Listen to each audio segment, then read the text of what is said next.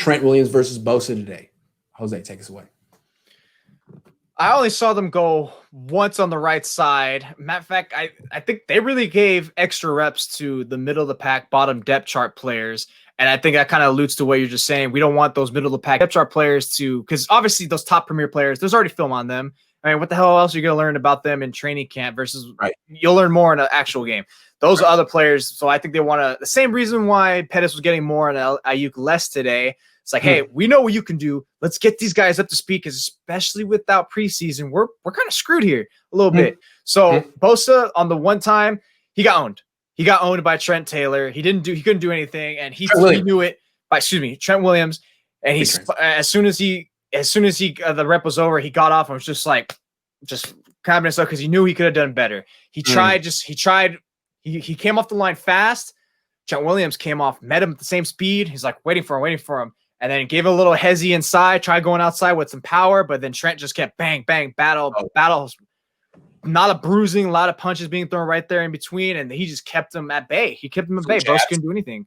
A lot of jabs. He tried going with the hezzy, then he tried jabbing with the arm, jabbing back in with the right side, but Williams was pretty much matching him blow for blow and just kept him at bay. He couldn't get anywhere. And then they went up against each other in team drills, and I felt Bosa got revenge on one play. Although there's never a real sack in the game, so it's like, did that count? Did he tag him? But I thought he beat him. I like to measure it by how long the time was a little bit. Like, all right, if you can get there in 3 seconds, especially less, we kind of chalk that up. Or it depends where the receiver. And then I'll also try to see, all right, where the receiver's at, or most of them going deep. Then maybe you can give 1 more second on that. It is hard to tell, but maybe you could just chalk it up. Like, all right, that's definitely was a win, because not always if you get a sack, it doesn't need to be a win. It's the pressure counts too. Yeah, like early on in camp, I was thinking, man, Trent Williams might be a little rusty. It just looks like he's going against Nick Bosa.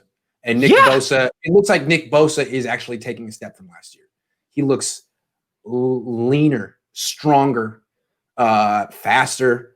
My only question with Nick Bosa is, how long will he stay healthy? And I'm not trying to jinx him, but that was his reputation in high school and college. When he's healthy, he's a hell of a player. And Trent Williams is learning that right now. It's even for an all-pro elite guy like Trent Williams, he's going to win some and he's going to lose some in these battles.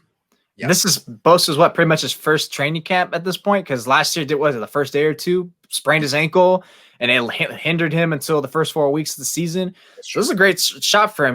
This is essentially his first real training camp, and he's going against a better offensive tackle. I know he had Joe Staley last year, but once again, Staley is not the same guy he was. Still a good player, but at this point, low, and not the same as Williams, and they're both barely out there.